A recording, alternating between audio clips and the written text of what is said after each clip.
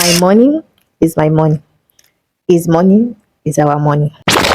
This is one phrase that we often hear over and over again, especially online.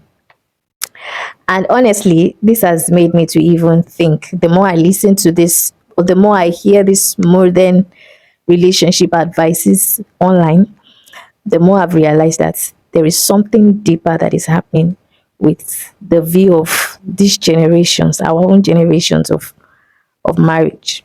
I mean that a lot of people, a lot of women are entering into marriage, harming themselves for survival rather than preparing themselves for partnership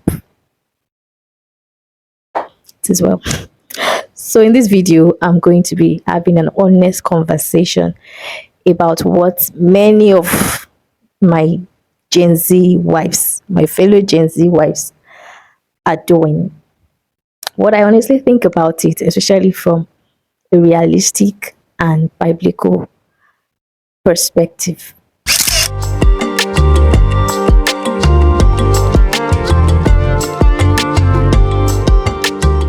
Hello everyone, you're welcome to my YouTube channel. If this is your first time coming across my video, you're welcome. My name is Grace, and on this space I talk about everything faith, purpose, relationships, lifestyle, every awesome content that gets to inspire you and ensure that you live God's ultimate purpose for your life. So if that sounds like something you're interested in, please subscribe so that you can join the family. Give this video a thumbs up so that more people can see it, and share the link with a Gen Z wife. Or if you soon be a wife, yes, you need it. While I know that this topic is quite sensitive, I need to put a disclaimer there that this is not me coming to attack women. I'm also a woman. But then I get it the reason why a lot of women think the way they do or act the way they do. Some grew up, some are acting based off of trauma. A lot of people are traumatized. Some people grew up watching their fathers traumatizing their mothers.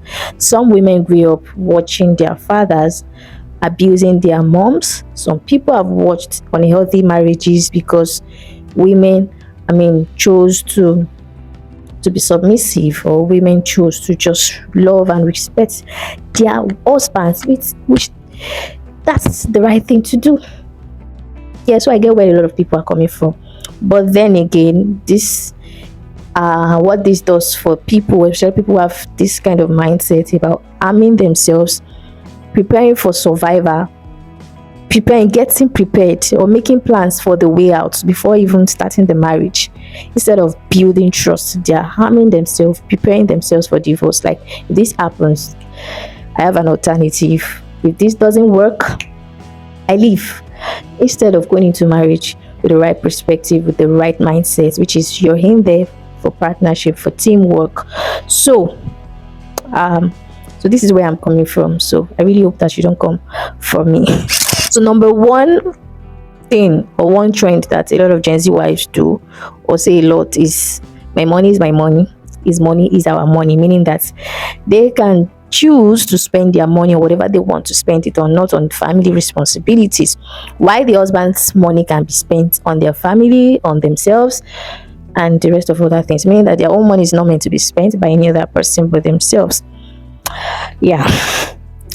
So and before you ask me what runs in my own home, our money is our money. My husband's money is my money. My money is his money. So we typically basically spend our money together. Yes, if he needs my money, I release it if he needs it, and if I need the money too. So basically there's nothing like I'm hoarding my finances or hoarding my money, because his money is our money, my money is my money. Yes. So that being said, please, this is not me saying that women should not be financially literate. This is not me saying that women should not work for their money. This is not me saying that women should not be financially stable or financially independent. No. But this is me saying that I personally do not believe in marriage where two people feel like two different roommates in a room who are emotionally guarding themselves from each other, protecting themselves from each other. I don't think that's what marriage is supposed to be like. And even from the biblical aspect, when God talked about marriage or man and woman coming together, God said they are one, two shall become one.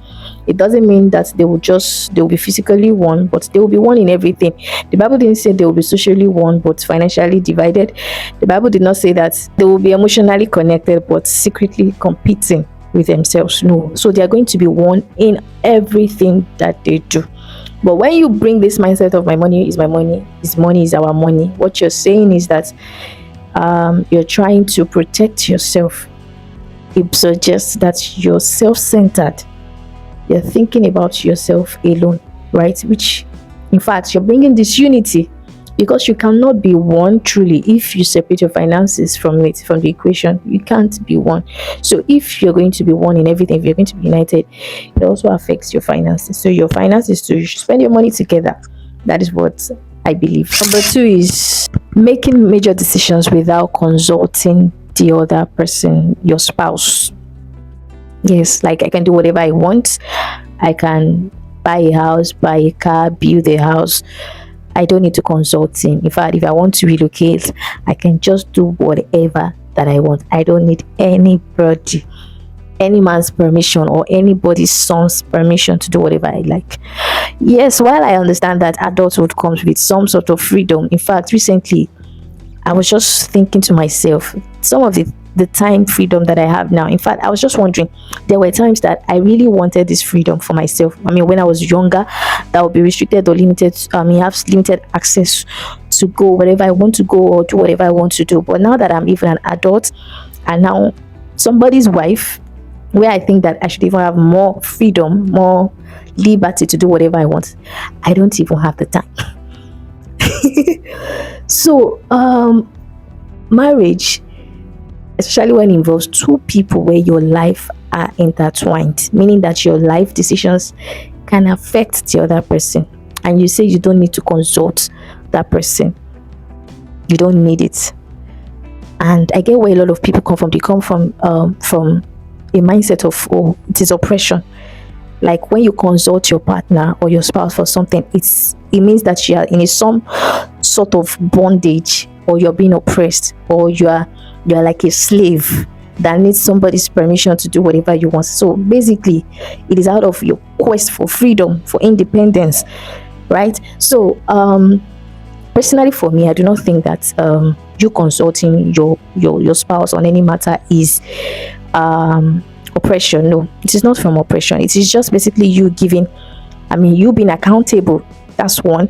And you giving the other person consideration on whatever matter it is, especially because it affects the person, whether you like it or not, whether in a little way or even in a major way, it affects the person. So you can't just wake up one day and say you just want to make a decision and not consult your partner. Personally for me, especially if it's something that has consequence, like huge consequence, you better talk to your partner about it. And something similar happened at work recently, and I needed to make a decision, especially when you have time to go home and think about it or discuss it with your spouse. Of course you should do that, right? So, but if in case you don't have the luxury of time to make a decision or to go home and think about it, it better be that whatever decision you're making or choice that you're making is not impacting your spouse or your family, your marriage in a negative way, if you get what I mean.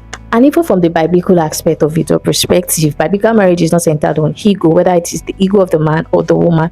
Biblical marriage focuses on both parties submitting to one another. So it is mutual submission, working together. Number 3 is social media validation. A lot of Gen Z wives are only after social media validation. They can do all they can to present themselves online in a way that they look or they feel validated. They can show up in luxury cars, paint a successful life. Meanwhile, they are not happy. They can paint lovey-dovey relationship, but in their home, in their closet, they are not happy. And I don't think that is a good lifestyle, because you're painting a picture of what you're not, just because you want validation from people that you don't even know. They don't even know you personally. Why do you even need their validation instead of fixing what you need to fix in the home? And that's one thing that I would not find myself doing. I don't think I will find anyone close to me doing. Take for instance, if my husband and I want to shoot a video, for instance, and we are fighting, we have a misunderstanding, and then we show up pretending like we're fine when we are not. You would rather go back, fix your problem, resolve the conflict, and then you show up that you are really genuinely happy. That is what I think should be the order. And even biblically, the Bible addresses we focusing more on character than appearances, being true to yourself, not pretending, not living a life of hypocrisy. The Bible does not support that in any way. Many women say, I don't need a man, even though they are married. They still say, I don't need a man. I don't need a man to be successful. I don't need a man to be financially stable. I don't need a man to do this and do that. It still boils down to trauma or fear of being taken advantage of, fear of being abused and all of that. And honestly, even the Bible says man should not live alone.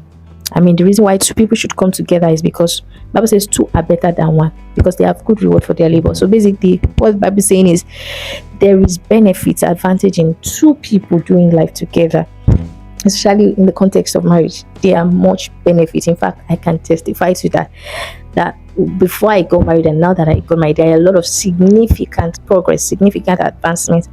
So because you work with unity, with love, there is more strength, there's more resources, two people putting heads together to make things work. So I feel like even on a reality aspect of it, and then biblically, I don't think any wife should say, I don't need a man. You both need yourself. You need the man. The woman also needs the man. I mean, as the case may be. And lastly, there are some conversations online that sound more like an anger issue more than it's even a fight for feminism or equality. Some women say men are useless, men are scum, men are this, men are that. Don't submit to a man. You will waste your life. You will do this, you will do that. And the question is, if you're already seeing a man that you're married to as an enemy, how do you intend to enjoy that marriage? How can peace even survive in that marriage? So when you already see your man or your spouse, your husband as an enemy, what do you expect? So this is not just a problem of women alone. It is also both for men and for women. I mean, some men are avoiding responsibilities, accountability, leadership. Some even want traditional wives when they cannot even be responsible for themselves and even for their home. So it's in both ways. It's not to say that, oh, this is me justifying whatever it is that men do, especially people who don't take responsibilities. Right. In conclusion, what I personally believe about marriage is it is partnership. It is not a space for war where two people are at loggerheads at each other competing for power. No, it's meant to be partnership. It's meant to be a teamwork. It is where love should thrive. It is where selflessness should thrive. It is where unity should thrive. So let me know what you think. If you're a Gen Z wife, let me know what you think about this trends that you see online. Let me know your view about it. Let me know if you agree with any of the things that I've said or not. Please give this video a like, subscribe if you haven't, and I'll see you in my next video. Bye.